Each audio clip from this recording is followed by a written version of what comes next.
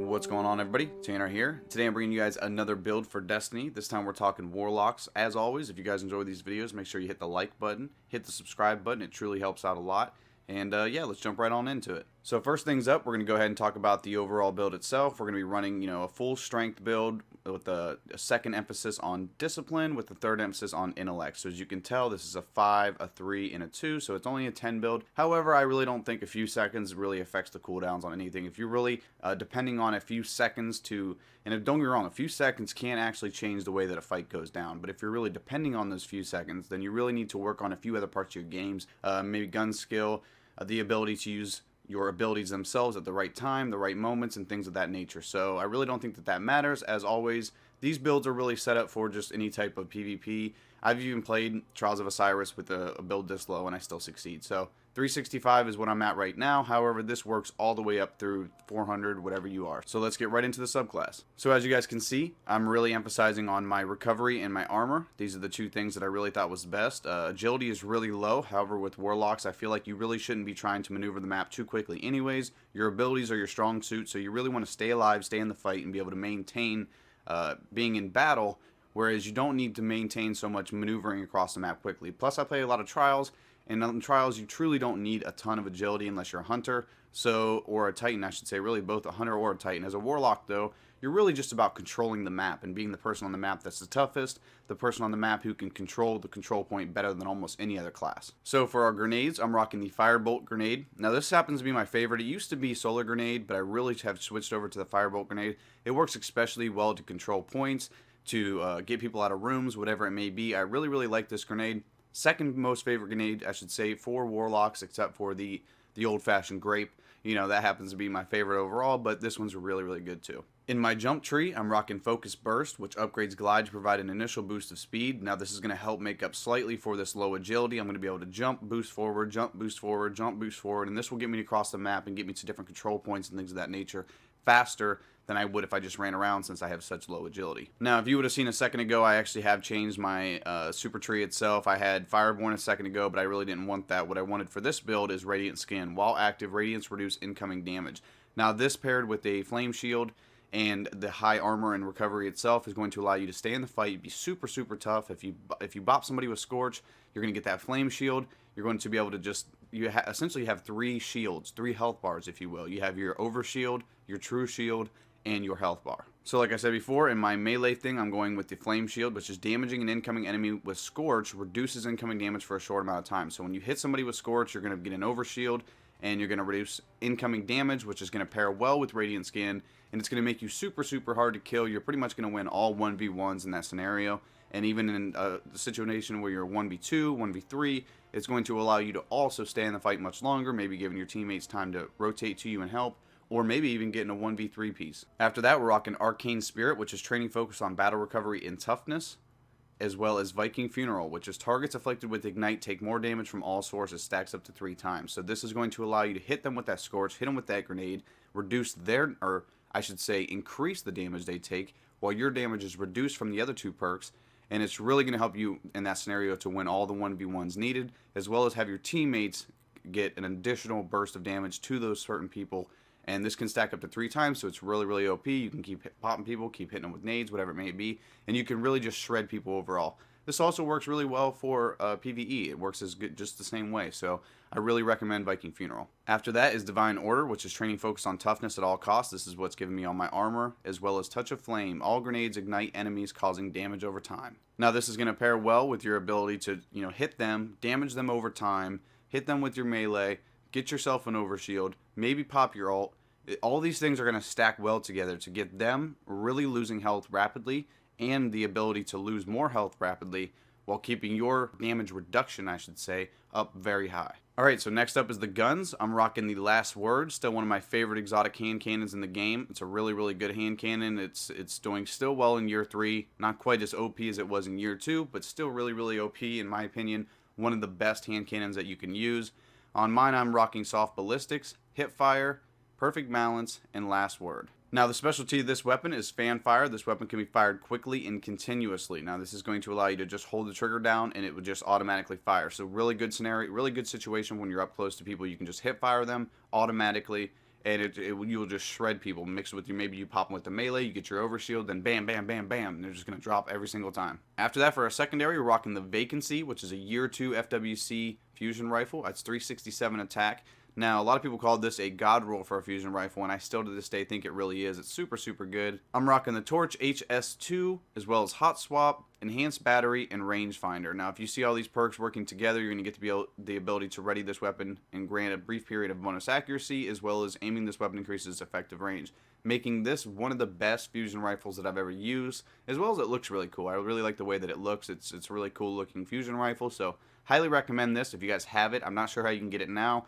You might be able to still join FWC and get it in a box or something. I'm not really sure how you can get it anymore because I don't think they offer this one anymore. Maybe they do, but I don't think they do. So if you didn't get a chance to get this, there's plenty of other options out there, but this is the one that I chose. Now, normally I'm rocking Galahorn here, or maybe even a Truth, but since I'm rocking a Last Word Exotic, I couldn't. So I opted for something as close as possible to those two that I could get, and that is the Unto Dust 00. Now, this is the Dead Orbit rocket launcher. Now, mine has aggressive launch, field scout, spray and play, and tracking. Now, the tracking is what specifically was what I was looking for, because that's going to give me a fake Truce, a fake Galahorn, if you will. It's not going to give me the cluster bombs or anything of that nature, but it is going to allow me to have, you know, the ability to reload this weapon really quickly and fire it at people with the tracker to it. For my shell, I'm rocking the Sunlit shell, which is a PvP shell. It's actually, I think, a Trials of Osiris Year 2 shell. It is a 365 intellect and strength based shell, and it focuses on a Titan bounty, generating additional glimmer when killing Titans in the Crucible. Now, this is important to me because I play a lot of Crucible, so in order to make a lot of glimmer back, this is the way I have to go. After that, for our helmet, we're rocking the Blind Jackal Mask, which is a Year 2 Trials of Osiris helmet. You guys, I'm not sure you'll be able to get this, but really the helmet itself is not important. It's really the perks that I have on it. It's a 359 defense, discipline, and strength-based helmet. And now the perk, if you guys have watched my videos before, that I really always look for on helmets is Angel of Mercy. You gain bonus super energy from reviving others. Now, this is going to work in a PvE setting, a PvP setting, or any of the above. So it's really, really good. I enjoy being able to pick people up. There's a lot of other perks that you could do.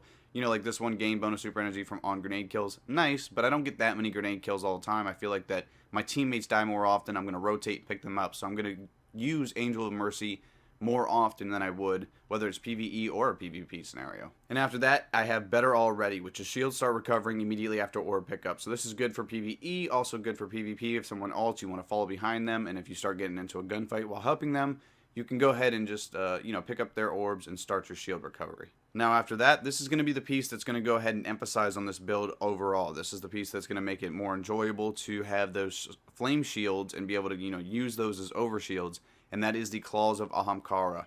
This is a 368 defense, discipline, and strength-based gauntlets. Now, I don't have them fully leveled. However, I'm going to tell you guys exactly what I'm going to be using on them. You can see that I have strength and discipline on these. My strength is fully maxed out, so I'm going to, of course, pick discipline, as well as I'm going to use Snap Discharge, which increases melee attack speed. Now, that's going to allow me to just, boom, boom. Just, I can hit them, get my overshield, hit them again, kill them, still have my overshield, and maneuver to the next person in the fight. As well as I'm going to have two major melees. So when I hit him the first time, I'm going to get an overshield. So I might even want to hit the guy, shoot him and kill him, and then maybe look for someone else to pop and get another overshield. So that's going to make it really, really helpful. I always try to rock a melee attack speed increaser, as well as I'm going to be rocking hand cannon loader, which increases the reload speed of hand cannon since I'm running the last word. This is going to allow me to reload it faster. Now, these would also work for fusion rifle loader because I also have a fusion rifle build going on, but I'm going to emphasize my primary since I use it a lot more. For my chest piece, I'm rocking the Days of Iron Raiment. Now, this is a 365 defense, discipline, and strength-based chest piece. Now, you'll see why I really enjoy it. Number one, look at it. It's a really cool-looking chest piece. I really enjoy the way it looks. I'm going to be rocking increased discipline since my strength is fully maxed out already, as well as hand cannon ammo to help that last word have even more ammo in the, in the tank, if I will, if something happens and I push later into the game, as well as PvE. This is going to help me, stay in the fight longer with the primary. And arc burn defense, which reduces incoming arc burn damage. That's going to be really, really good for me. And as well as when you swap over, if you want to play Stormcaller, this chest will also work because you can get increased armor when using an arc-based subclass. But since I'm rocking Sunsinger, arc burn defense seems to be the way to go. For my boots, I'm rocking the Days of Iron Steps. This is a 365 defense, intellect, and strength-based boots. Now, if you remember, the chest piece that I'm rocking and the boots that I have, these are easily attainable just by doing your book, your Year 3 book. You can get these from, just the boxes. These work out really well for me because they're intellect and strength, and now obviously I don't need any more strength. It's maxed out, but I get more intellect from these. Rocket launcher ammo increases the amount of rocket launcher ammunition you can carry, which is why earlier I rocked spray and play on my rocket launcher so I could reload them faster because I'm going to get more ammunition. And solar double down, increased agility for 5 seconds after a solar double kill. Now this next piece is going to make sense, yet it doesn't. Bonds are really never special. All you're looking for with a bond is you're going to want an intellect, discipline, strength, intellect, strength, whatever you're looking for, that combination. That's what the most important thing is. This is actually the exotic bond you get to help you level Stormcaller, because I'm still actually trying to level up my Stormcaller and get her done.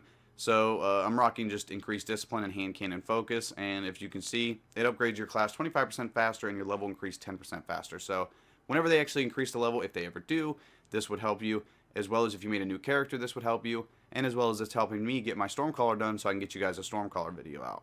And finally, the Memory of Yolder. You guys know that this is my absolute favorite artifact so far from year 3. It's 100% strength. It's, just gives you 100 to your strength section, and it's literally all strength. I believe you can actually focus it a little bit on other things, but I keep it on strength, and that's going to allow me to have that maxed out strength, as well as Fallen Breaker. Melee attacks on fallen enemies have a chance to generate an orb.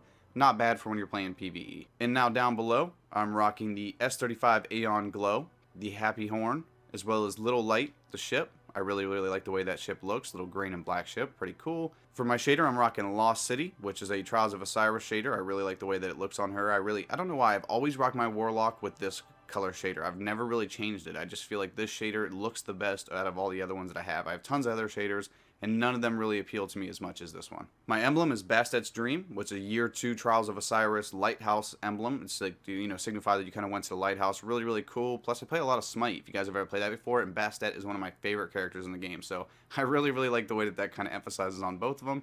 And for my emote, I'm rocking the Circle Glide. So that's it for today's video. Hope you guys enjoyed. Make sure you guys hit the like button if you did. Make sure you guys hit the sub button if you'd like to see more. I have plenty more builds coming along the line. I'm going to have more Warlock builds, more Hunter builds, and then eventually I'm going to recreate a Titan. I currently do not have one because I'm in the process of switching my Hunter over. But I'm going to be switching over to a Titan and be able to make some more builds for you guys before. If you're looking for Titan builds, I do already have a Striker build, and I do already have a Void Titan build, if you will, a Defender. So the next one's going to be, after I level up a new Titan, is going to be Sunbreaker. I'm just going to level him from the start with Sunbreaker so that I get that done and I get that video out to you guys. And yeah, so that's it. I hope it helped you guys out. Hope you guys can take it to the Crucible and really rock some people. Or you can really use this build in PvE as well. It's really good there too. So hope it helped. Hope you guys have a good day. I hope you guys have a good night and a great weekend. Take it easy this week, get everything you got to get done. Go out there and rock this world. And yeah, kill some people in the Crucible. So have a good day. Have a good night, and a beat.